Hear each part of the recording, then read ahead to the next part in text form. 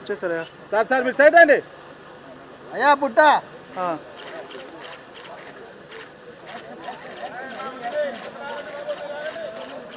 ముందరికి వెళ్ళమా ముందరికి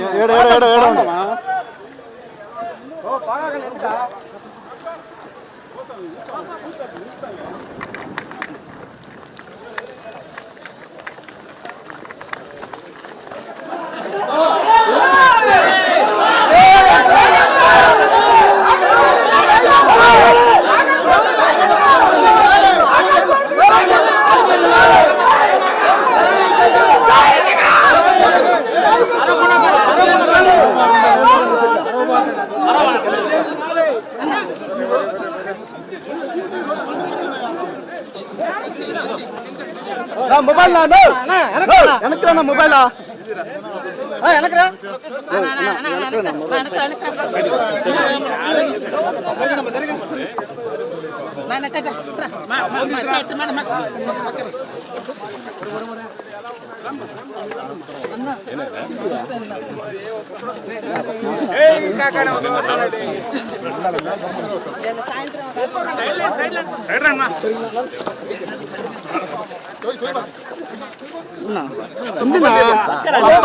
సైడ్ అనే కొంత అడ్డం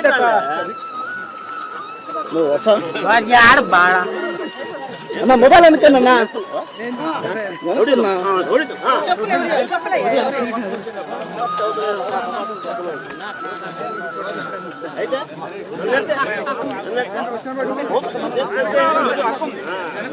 అక్క నువ్వు వచ్చాక పక్క వచ్చాక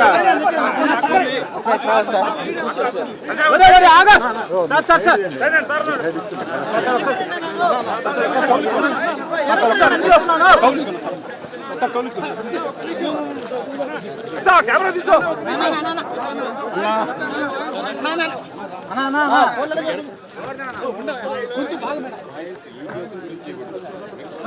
వెనకరన్నాను ఆడగా పడతారు వెనకండి వరకు తీసుకుంటారా ఎన్నిసార్లు చెప్పారు ఒకసారి తీసుకున్న పక్కకు పోతే అందరూ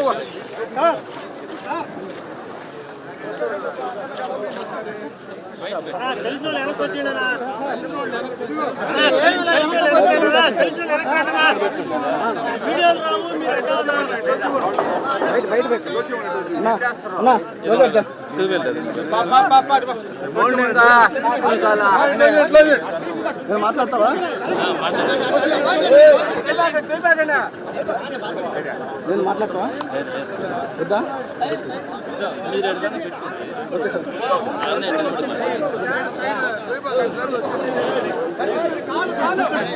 మహేందర్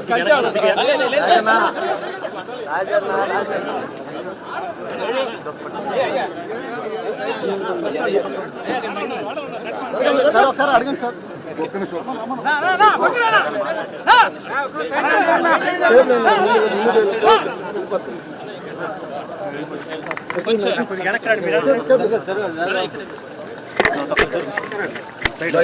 ప్రెస్ చేయడం అన్నా ఓకే నా కాల్ తిన్నా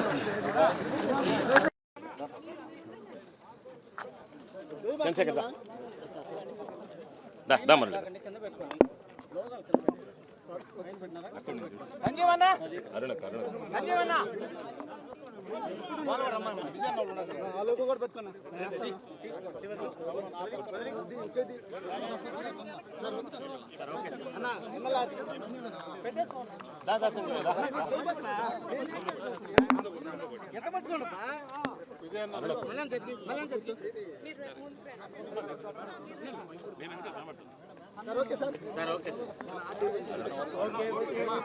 విజయన్నా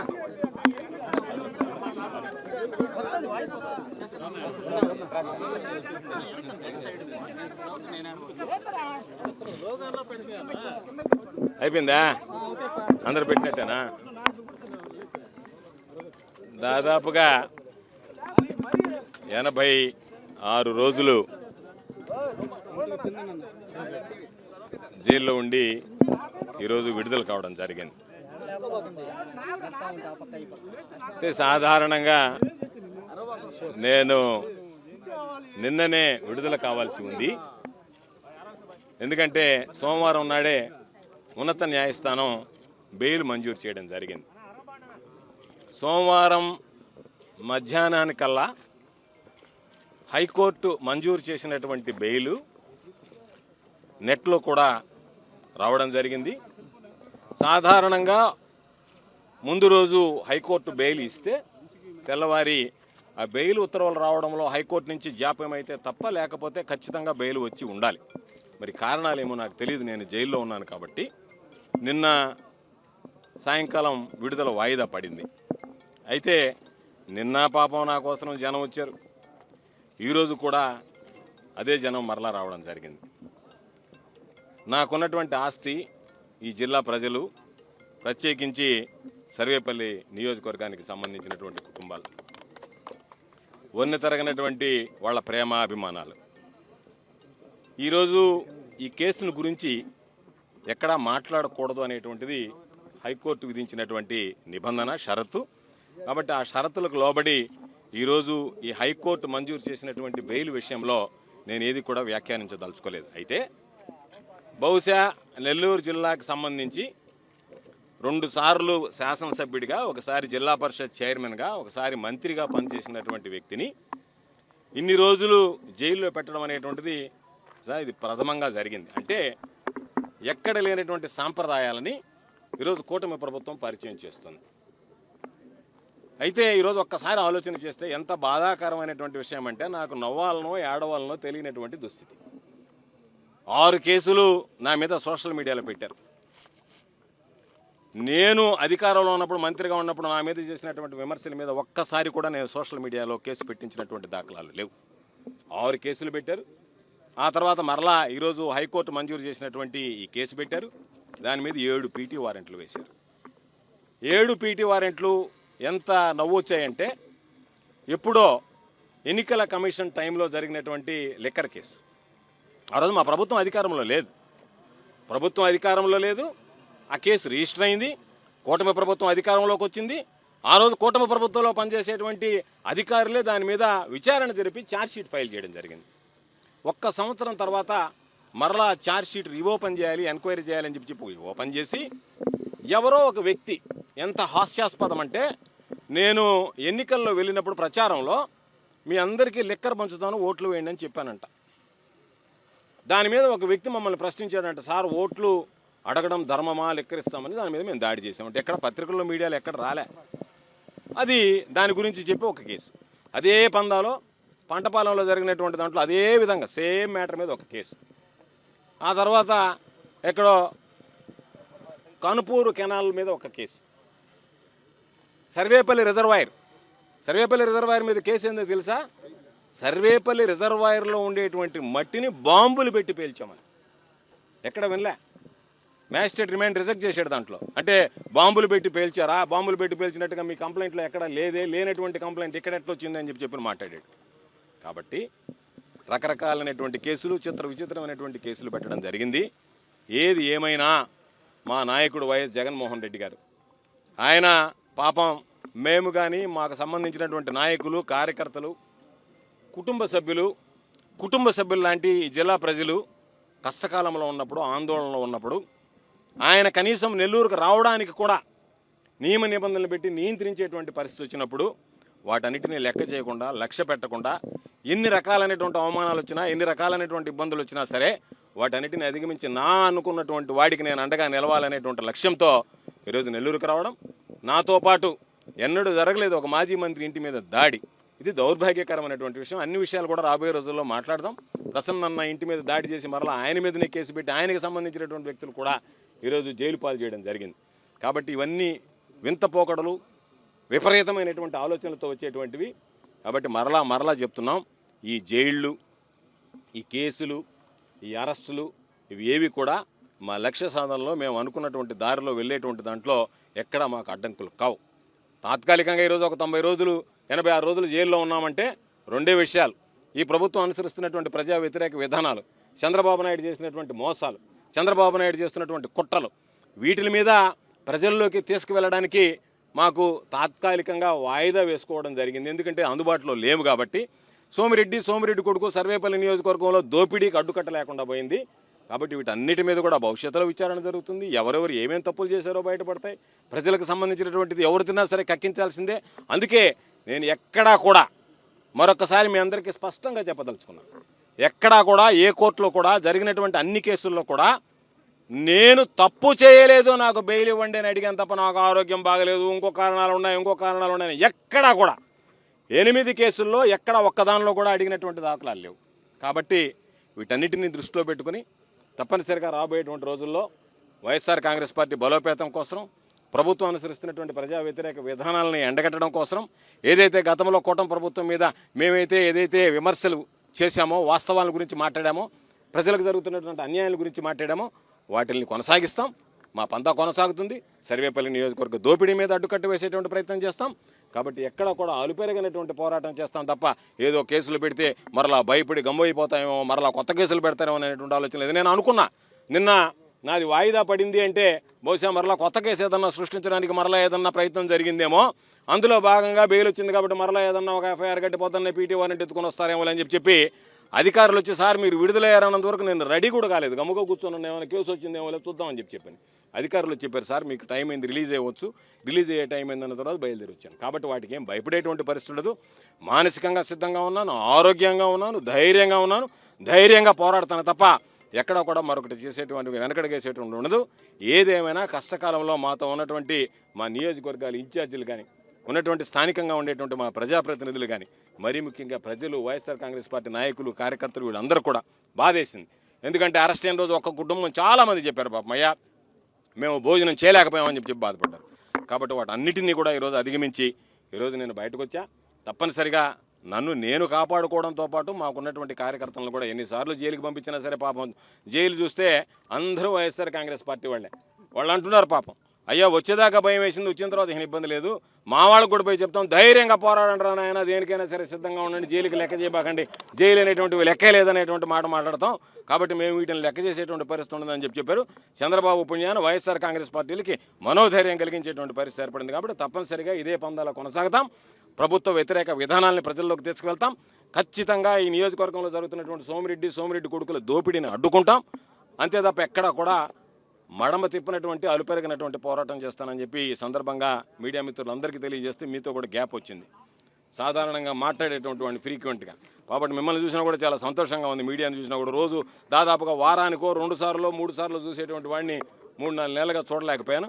కాబట్టి తప్పనిసరిగా మరొకసారి ఈరోజు నా విడుదల సందర్భంగా విచ్చేసినటువంటి ప్రతి ఒక్కరికి, స్థానికంగా ఉన్నటువంటి మా శాసనమండలి సభ్యులు, జిల్లా పరిషత్ చైర్పర్సన్ గారు, నియోజకవర్గాలకు సంబంధించినటువంటి ఇన్ఛార్జీలు, మాజీ శాసనసభ్యులు అందరూ, నేను లేనటువంటి లోటు తీర్చినటువంటి నా బిడ్డ అందరికీ పేరు పేరున హృదయపూర్వకమైనటువంటి ధన్యవాదాలు తెలియజేస్తాను.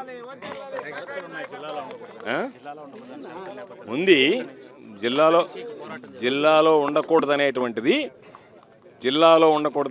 నన్ను శాశ్వతంగా జిల్లాలో ఉండకూడదని లేదు. జిల్లాలో ఉండకూడదన్న షరత్ ఏంటంటే ఛార్జ్ షీట్ ఫైల్ చేసినంత వరకు ఎస్టీలని భయపెడతారు అనేటువంటి దాని మీద జిల్లాలో ఉండవద్దు అని చెప్పి హైకోర్టు ఆర్డర్ ఇచ్చింది. దాన్ని జిల్లాలో హైకోర్టు ఛార్జ్ షీట్ విచారణ పూర్తి ఛార్జ్ షీట్ ఫైల్ అయిన దాకా జిల్లా సరిహద్దులు బయట ఉండడం జరుగుతుంది. ఎక్కడి నుంచైనా బయట నుంచైనా కొనసాగద్ది, ఇక్కడి నుంచైనా కొనసాగద్ది, సోషల్ మీడియాలో కొనసాగద్ది, అన్ని రకాల కొనసాగద్ది. నేను జైల్లో ఉంటే తప్ప జైలు బయట ఉంటే పోరాటమే.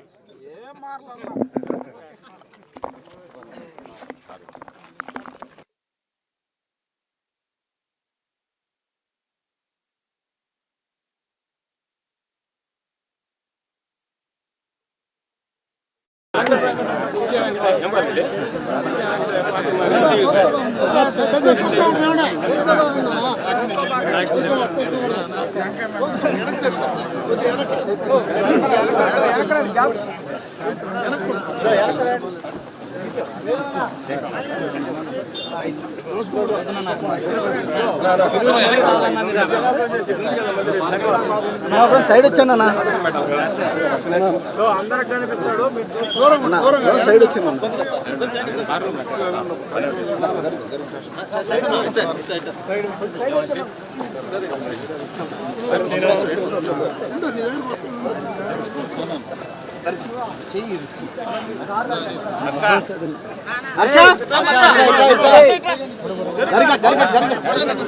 రాని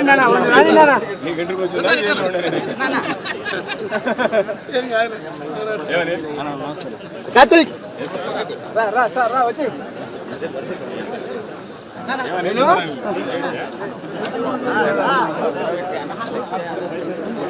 ఏమా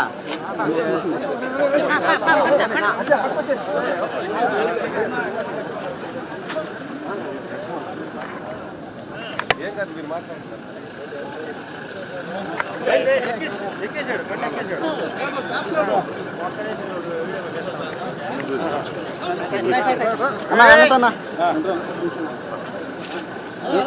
సరే సరే నేనేం చేయలేదు నాయన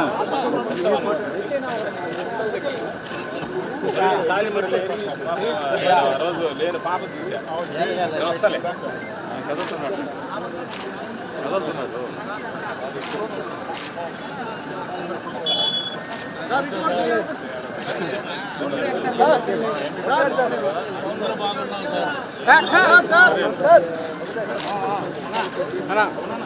చదువుతున్నాడు ఇప్పుడు ఏం చేయ చూసా test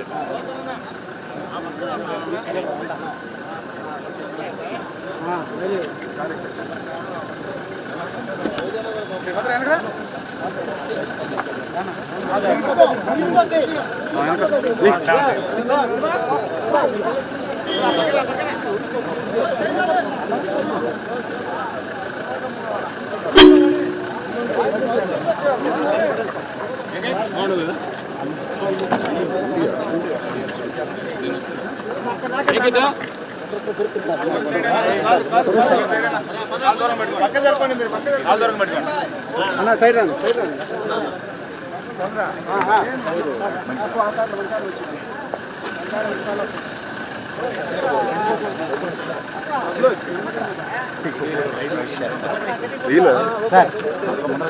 sir engage sir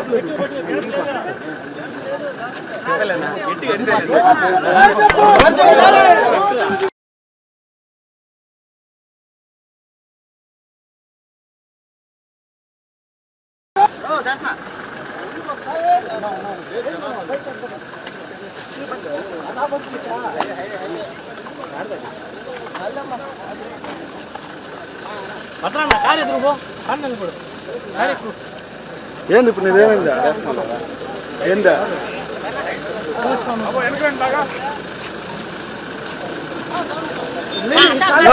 side వచ్చానా పక్కరానా సైడ్ రాని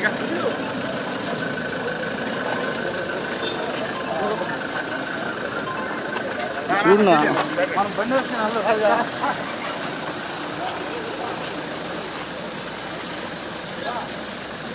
అడికా ఏంలా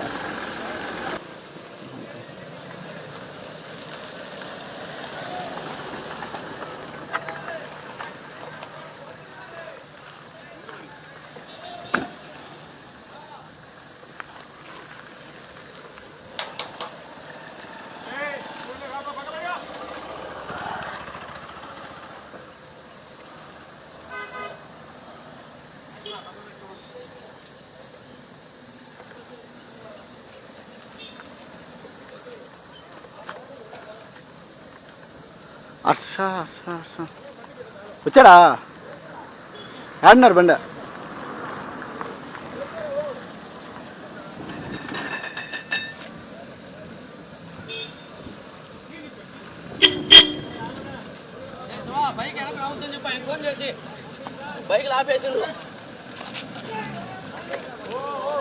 అర్షా పక్క రాసా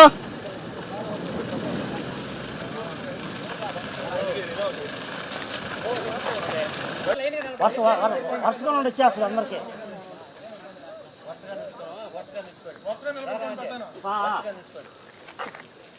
రోడ్లో వండుకునే సైడ్ కింద ఉన్నాడా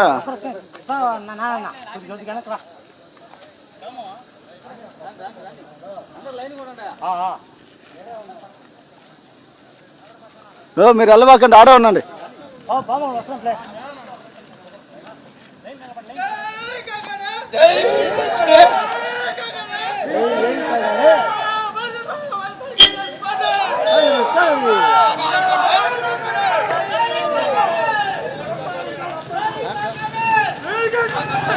సైడ్